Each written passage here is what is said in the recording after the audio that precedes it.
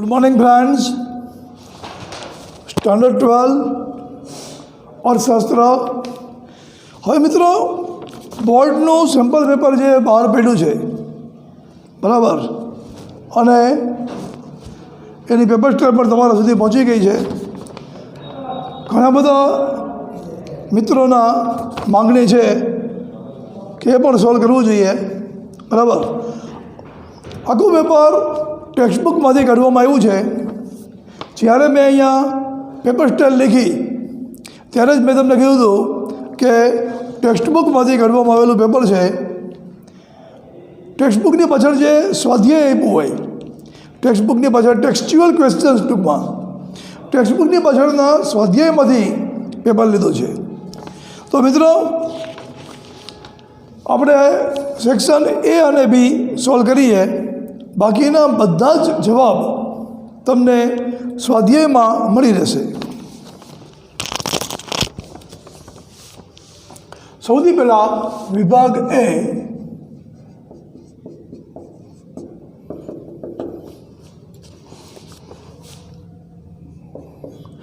આલેખ કયા પ્રકારના વિતરણ માટે દોરવામાં આવે છે?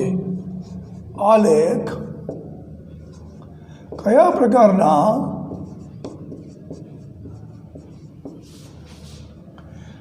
વિતરણ માટે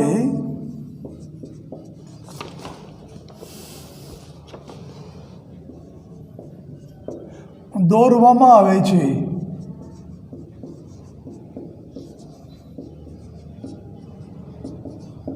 તો મિત્રો એમાં 4 ઓપ્શન છે: અસતત, આદર્શ, સતત અને વિસ્તાર. એમાંથી જવાબ આવે સતત. આલેખ સતત વિતરણ માટે દોરવામાં આવે છે. આલેખ સતત વિતરણ માટે દોરવામાં આવે છે. સેકન્ડ, 2014માં વિશ્વમાં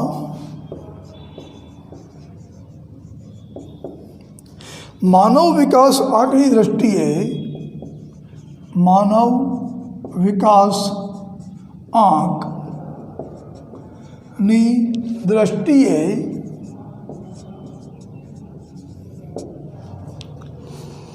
ભારતનો ક્રમ કેટલામો હતો? ભારતનો ક્રમ કેટલામો હતો?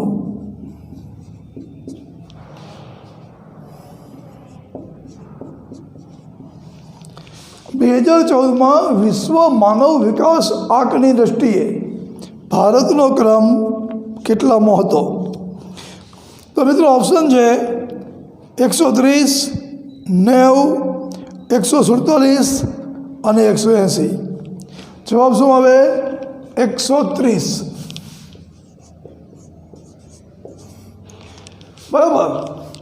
2014માં ભારતનો માનવ વિકાસ આંકની દ્રષ્ટિએ ક્રમ 130મો હતો.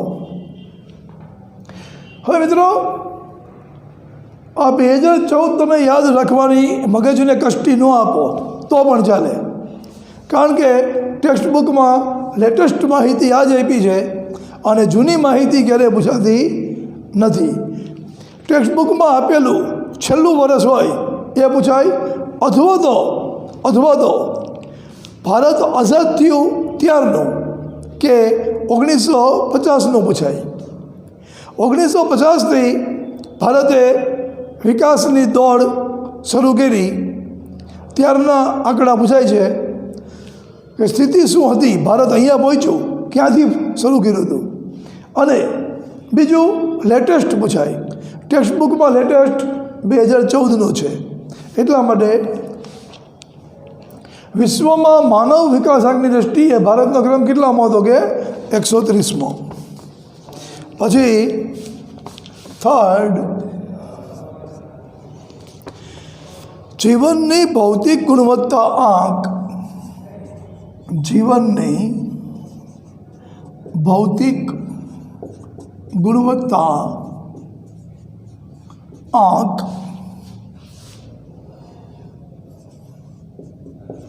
એટલે કે PQLI. PQLI physical quality of life index. PQLI એટલે શું? Physical quality of life index.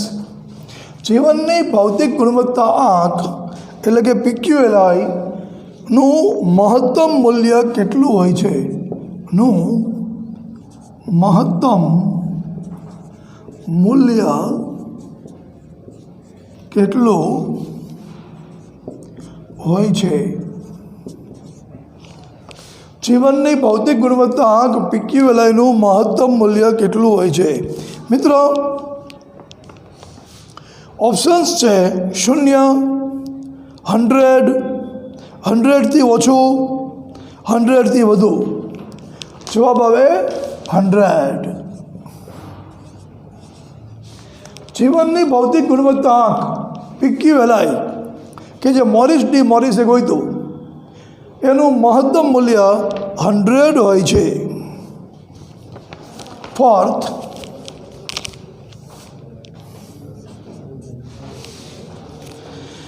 માંગમાં વૃદ્ધિ થવાને કારણે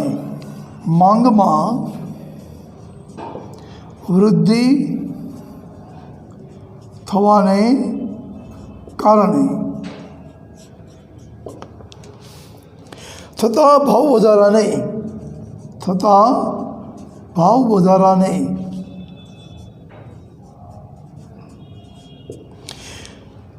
કેવો ફુગાવો કહે છે? કેવો ફુગાવો કહે છે? માંગમાં વૃદ્ધિ થવાને કારણે થતા ભાવ વધારાને કેવો ફુગાવો કહે છે? આન્સર તો સૌથી પહેલાં તો ઓપ્શન્સમાં ખર્ચ પ્રેરિત ફુગાવો, વેતન પ્રેરિત ફુગાવો, નફા પ્રેરિત ફુગાવો કે માંગ પ્રેરિત ફુગાવો. તો માંગમાં વૃદ્ધિ થઈ એટલે માંગ પ્રેરિત ફુગાવો કહેવાય. જવાબ માંગ પ્રેરિત ફુગાવો.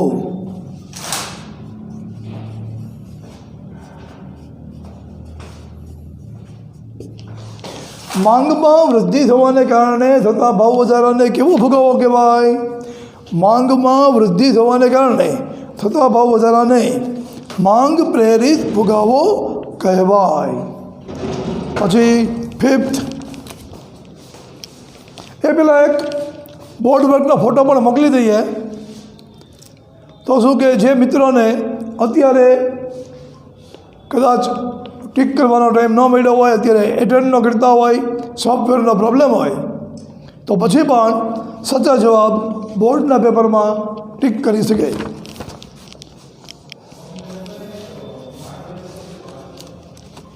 બોર્ડ વર્કનો ફોટો મોકલેલ છે.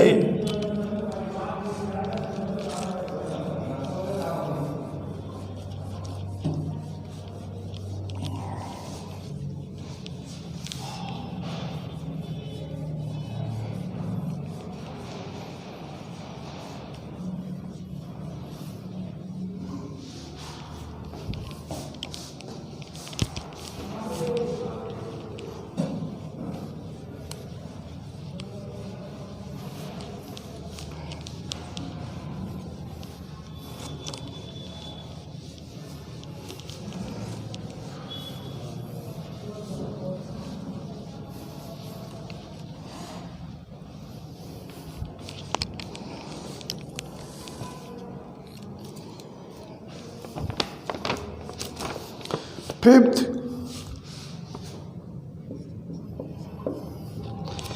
Reserve bank of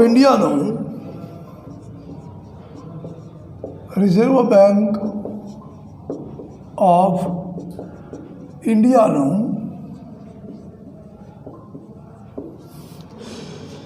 રાષ્ટ્રીયકરણ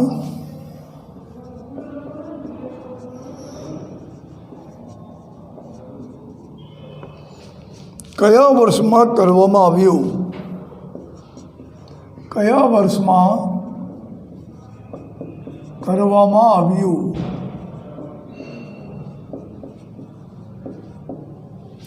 reserve bank of ઇન્ડિયાનું રાષ્ટ્રીયકરણ કયા વર્ષમાં કરવામાં આવ્યું? આન્સર 1949, 1949. મિત્રો, રિઝર્વ બેંક પહેલાં ખાનગી બેંક હતી અને આપણી આઝાદી પછી આપણે 1949માં એનું સરકારીકરણ કર્યું. સરકારીકરણ કરવું એને ઇકોની ભાષામાં કહેવાય નેશનલાઇઝેશન, અને એનું ગુજરાતી રાષ્ટ્રીયકરણ. રિઝર્વ બેંક ઓફ ઇન્ડિયાનું રાષ્ટ્રીયકરણ કયા વર્ષમાં કરવામાં આવ્યું? રિઝર્વ બેંક ઓફ ઇન્ડિયાનું રાષ્ટ્રીયકરણ 1949ના વર્ષમાં કરવામાં આવ્યું.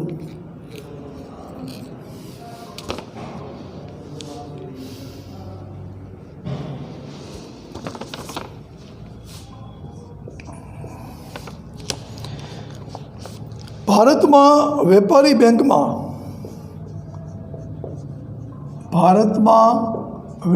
બેંકમાં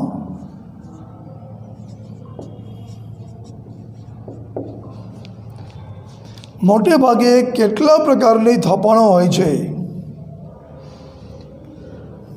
મોટે ભાગે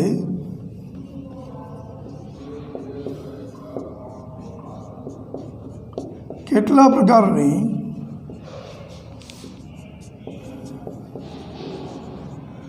થાપણો હોય છે?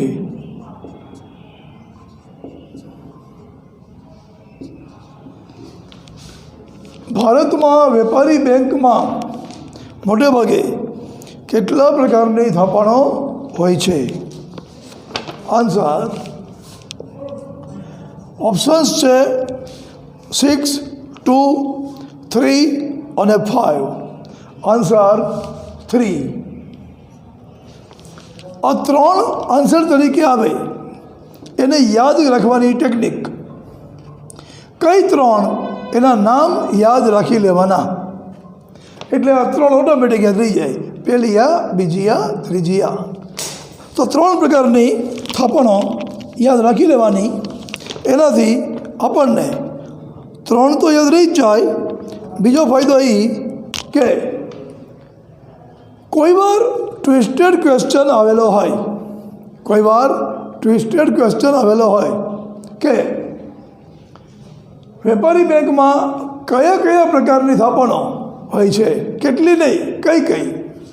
તો એ સમયે પણ આપણે નામ યાદ રાખવાની ટેકનિક કામ આવે. તો આ કઈ 3 થાપણો? એક તો કરંટ એટલે ચાલુ ખાતું. ચાલુ ખાતાને ઇંગ્લિશમાં કહેવાય કરંટ ખાતું.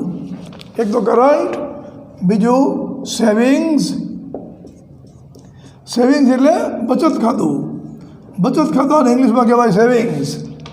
અને ત્રીજું બાંધી મુદત. બાંધી મુદતને ઇંગ્લિશમાં કહેવાય FD, fix deposit. FDR, fix deposit receipt. બરાબર. ભારતમાં વેપારી બેંકમાં મોટે ભાગે કેટલા પ્રકારની થાપણો હોય છે? જવાબ 3 પ્રકારની થાપણો હોય છે. 3 કઈ? ચાલુ ખાતું, બચત ખાતું, બાંધી મુદતનું ખાતું. ઇંગ્લિશમાં કહી દો કરંટ, સેવિંગ્સ અને FD. Next,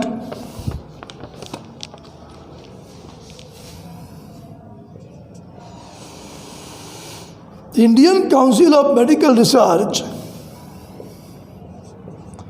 Indian Council of Medical Research. મિત્રો, આ ઇન્ડિયન કાઉન્સિલ ઓફ મેડિકલ રિસર્ચનું ટૂંકું નામ શું? ICMR. Indian council of medical research, ICMR. આનું નામ કોરોના કાળમાં ખૂબ જ ન્યૂઝપેપર ને ટીવીમાં આવ્યું છે. તો ICMRનું પૂરું નામ શું એવું આવી શકે? તો યાદ રાખી લેવાનું, ICMR એટલે Indian council of medical research. Indian council of medical રિસર્ચે શહેરી ક્ષેત્રે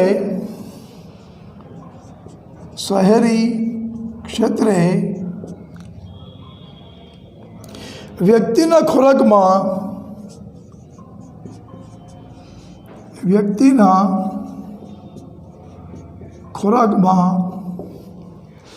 દૈનિક કેટલી કેલરી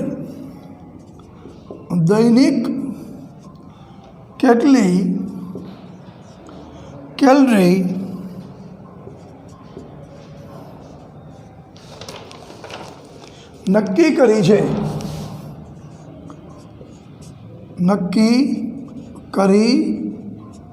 છે.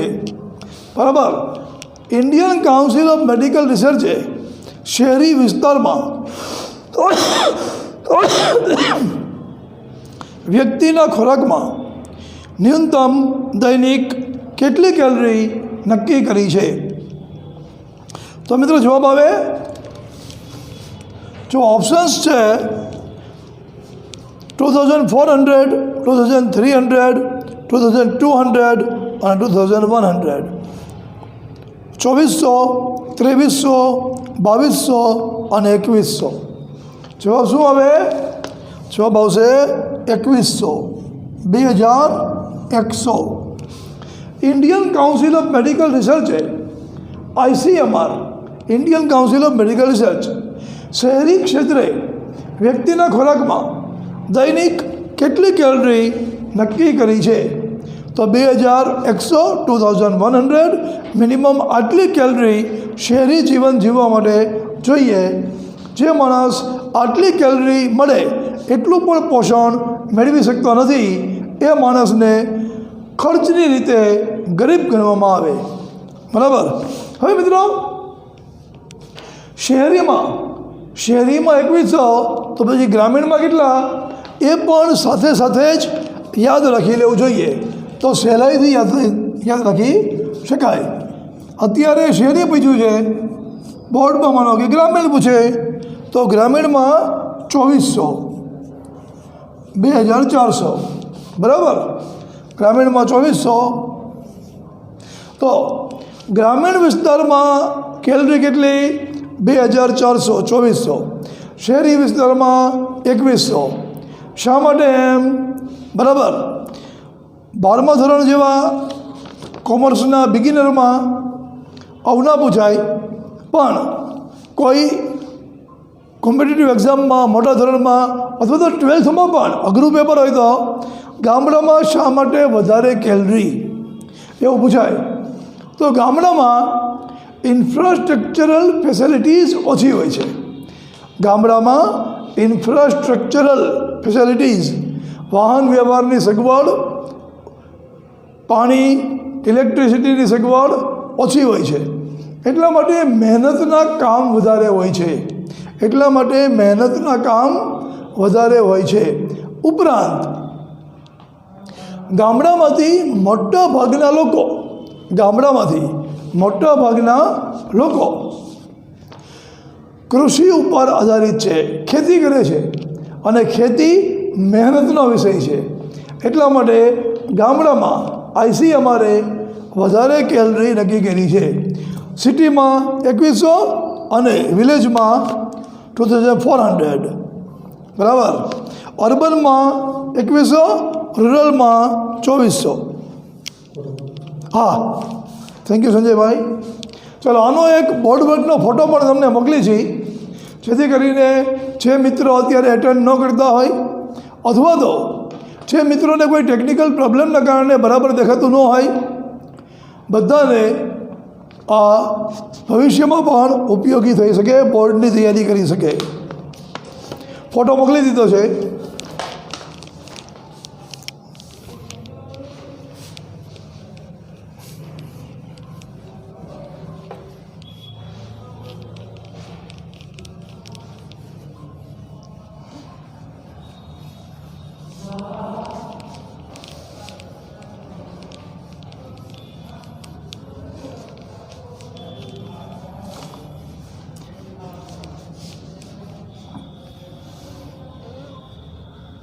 મિત્રો ચેપ્ટર નંબર 1, 10 અને 11 એ ચલાવવાના જે બાકી હતા એ વિડીયો લેક્ચરથી શરૂ કર્યા છે.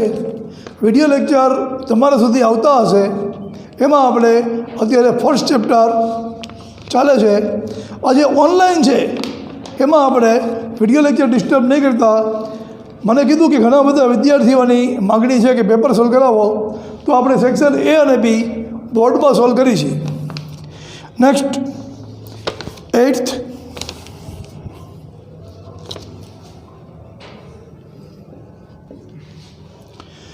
વર્ષ 2013માં ભારતમાં સૌથી ઓછી ગરીબી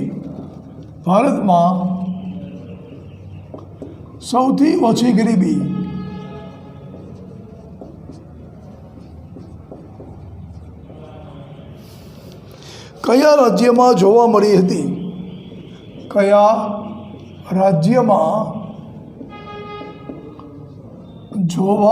હતી?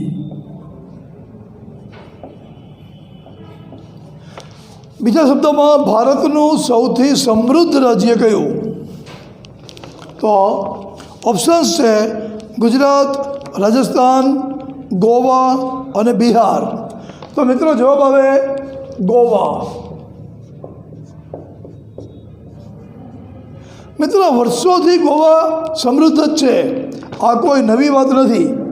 ગોવા વર્ષોથી સમૃદ્ધ જ છે, આ કોઈ નવી વાત નથી.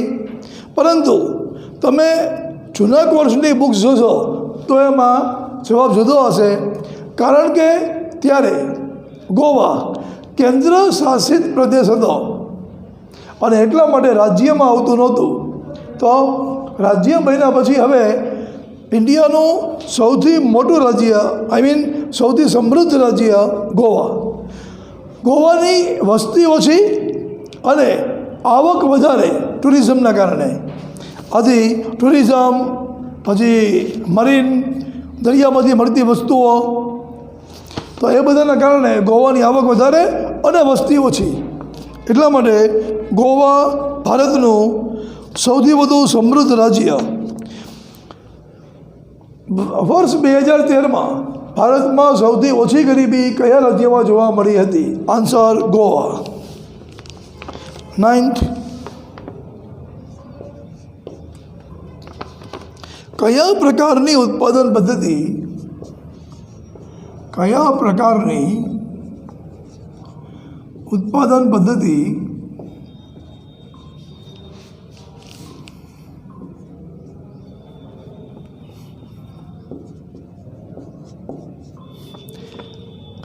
બેરોજગારીમાં વધારો કરે છે?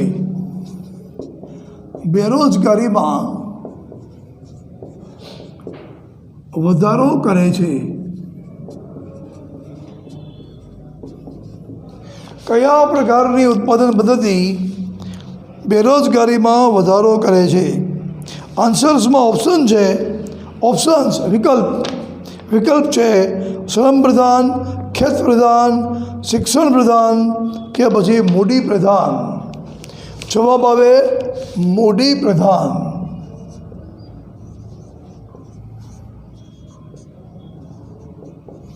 બરાબર.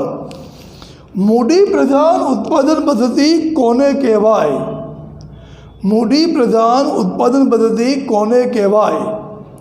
તો ઉત્પાદન પદ્ધતિ 3 પ્રકારની હોય: મૂડી પ્રધાન, શ્રમ પ્રધાન અને મિશ્ર. તો મિત્રો મૂડી પ્રધાન ઉત્પાદન પદ્ધતિ એટલે શ્રમ ઓછો જોઈએ અને મૂડી વધારે જોઈએ તેવું.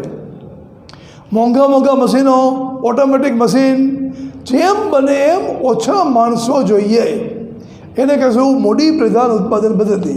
માણસો ઓછા જોઈએ એટલે બેરોજગારી વધે. તો કયા પ્રકારની ઉત્પાદન પદ્ધતિ બેરોજગારીમાં વધારો કરે છે? આન્સર મૂડી પ્રધાન. 10th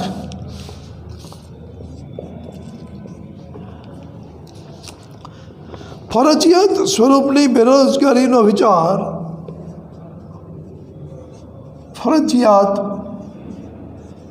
સ્વરૂપની બેરોજગારીનો વિચાર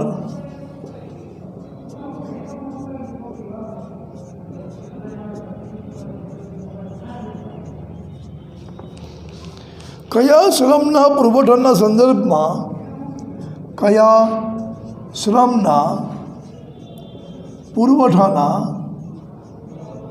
સંદર્ભમાં કરવામાં આવે છે?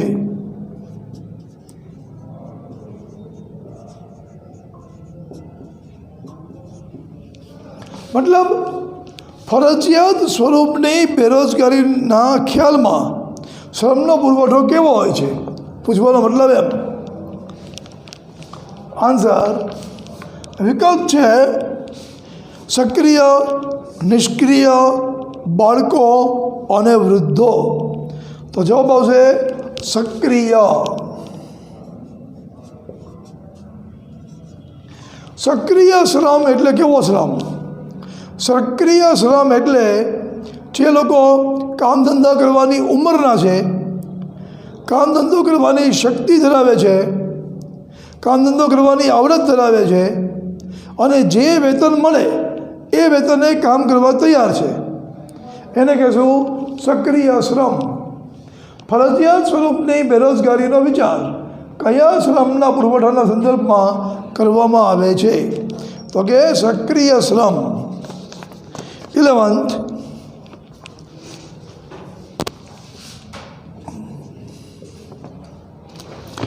વિશ્વમાં સૌથી વધુ વસ્તી ધરાવતો દેશ કયો છે? વિશ્વમાં સૌથી વધુ વસ્તી ધરાવતો દેશ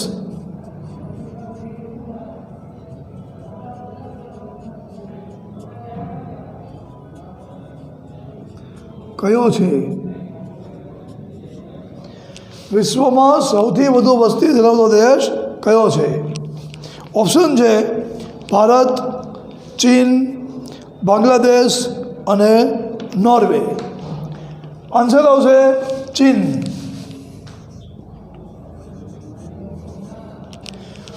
ભારતમાં વસ્તી છે અને આપણે કોઈથી પાછળ રહી એમ નથી, બરાબર. ઇન્ડિયા કિસી સે પીછે નહીં હે. તો આપણે નવી ટેક્સ્ટબુક છપાશે, તમારી નવી ટેક્સ્ટબુક છપાશે ત્યારે એમાં જવાબ તરીકે ભારત આવશે. પણ હાલ તુરંત આપણે ચીન. વિશ્વમાં સૌથી વધુ વસ્તી ધરાવતો દેશ કયો છે? જવાબ વિશ્વમાં સૌથી વધુ વસ્તી ધરાવતો દેશ ચીન છે. એક ફોટો મોકલી છે બોર્ડવર્કનો ફોટો મોકલી છે.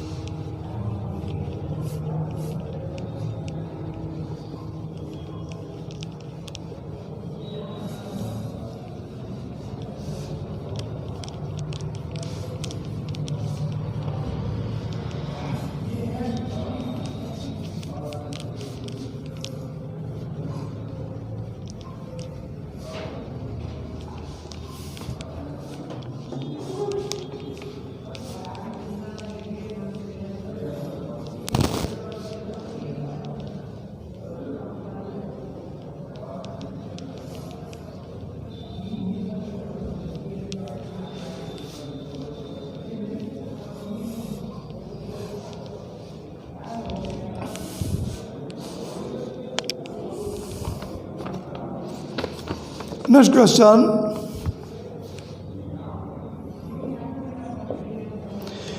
લેણ દેણની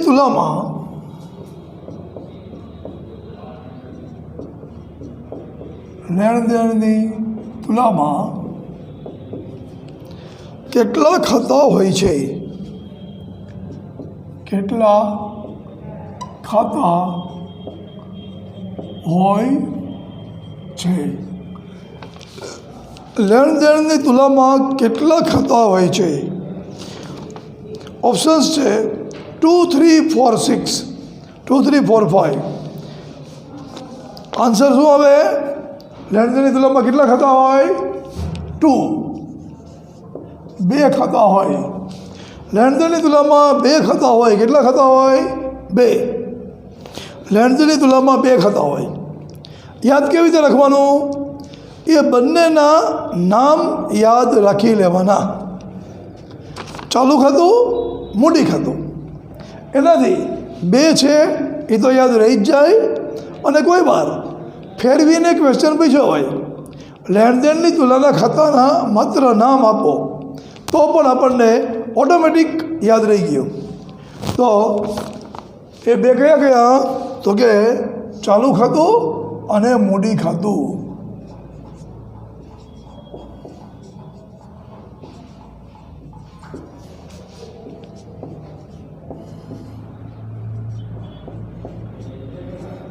ચાલુ ખાતું અને મૂડી ખાતું. બરાબર.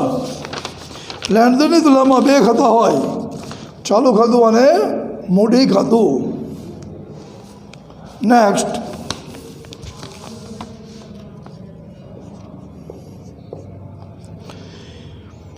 રેલવે એ કયા પ્રકારના ઉદ્યોગનું રેલવે એ કયા પ્રકારના ઉદ્યોગનું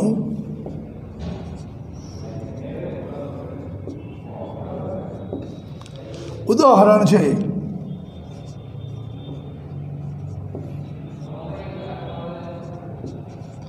રેલવે એ કયા પ્રકારના ઉદ્યોગનું ઉદાહરણ છે?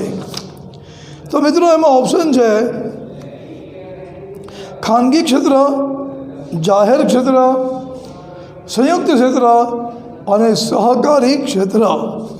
જવાબ આવે જાહેર ક્ષેત્ર.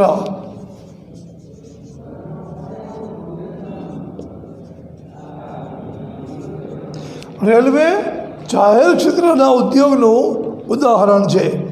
તો મિત્રો જાહેર ક્ષેત્ર એટલે શું? જે ઉદ્યોગની માલિકી સરકારની હોય એને જાહેર ક્ષેત્રના ઉદ્યોગ કહેવાય. ઇંગ્લિશમાં પબ્લિક સેક્ટર. જાહેર ક્ષેત્ર એટલે સરકારની માલિકીના ઉદ્યોગો. તમારી નવી ટેક્સ્ટબુક આવશે, બરાબર, એની અંદર રેલવે સંયુક્ત આવશે. રેલવેની 1700 ટ્રેન પ્રાઇવેટ કરવાની છે. બરાબર.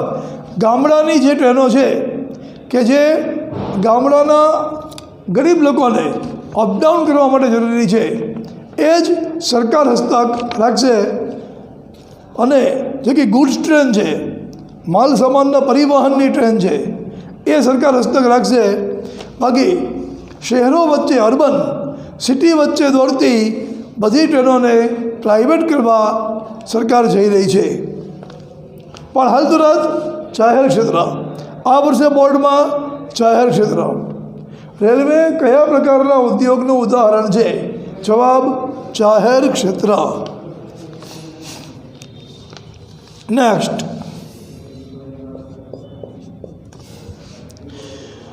મોટા પાયાના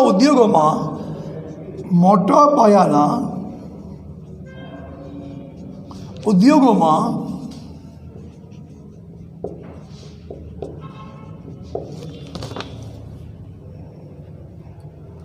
કેટલું મૂડીરોકાણ જરૂરી છે? કેટલું મૂડીરોકાણ જરૂરી છે?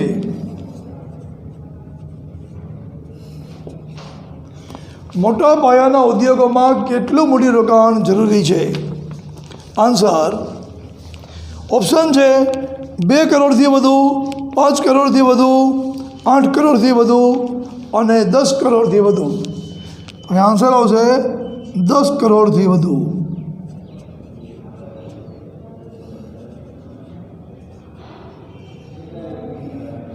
મોટા પાયાનો ઉદ્યોગ એટલે 10 કરોડ કરતાં વધારે કેપિટલ ઇન્વેસ્ટ થઈ હોય એવો ઉદ્યોગ. સેક્શન એમાં છેલ્લો ક્વેશ્ચન, આકર્ષક સ્થળાંતરની અસરો આકર્ષક સ્થળાંતરની અસરો કેવા પ્રકારની હોય છે? કેવા પ્રકારની હોય છે? તો મિત્રો ઓપ્શન છે નકારાત્મક, હકારાત્મક, શૂન્ય અને સાપેક્ષ. જવાબ આવે હકારાત્મક, પોઝિટિવ. હકારાત્મક. મિત્રો ગામડું છોડવું પડે, ગામડું છોડવું પડે તો એને કહેશું નકારાત્મક અસર. કારણ કે એ લોકો સિટીમાં આવીને સ્લમમાં રહેવાના, ઝૂંપડપટ્ટીમાં રહેવાના અને ન્યુસન્સ દૂષણો ઊભા કરવાના. પણ આકર્ષક સ્થળાંતરમાં આ મર્યાદા નથી, એટલા માટે એની અસરો હકારાત્મક છે. બરાબર.